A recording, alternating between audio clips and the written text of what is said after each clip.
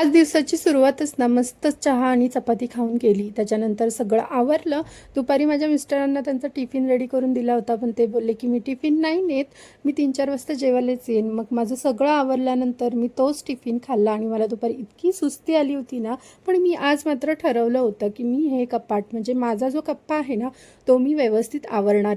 खूप त्याच्यामध्ये जुने नवे कपडे एकदम ते मी सॉर्टिंग केले, रोज घालायचे कपडे वेगळे केले आणि जे नवीन ड्रेस आहेत ते हँगरला लावून ठेवले. आणि जुने कपडे जे होते त्याच्यामधला हा माझा फेवरेट टॉप जो की ग्रे कलरचा आहे, त्याला खूप छान मणी आहे, त्याचे मणी थोडेसे पडलेत, तो बसत नव्हता म्हणून खूप छान टॉप आहे. आणि त्यातच मला नवीन रुमाल सुद्धा सापडलेच म्हणेन, कारण ना कपाटात होते पण मला माहीतच नव्हतं की माझे रुमाल असे कपाटात कुठेतरी जाऊन बसलेत.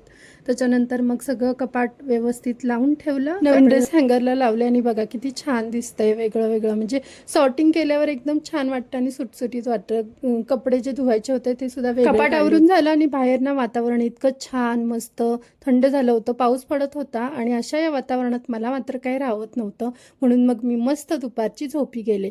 सो चलो बाय बाय. ब्लॉगला मी इथे सेंड करते. भेटूया नेक्स्ट ब्लॉगमध्ये. Bye bye.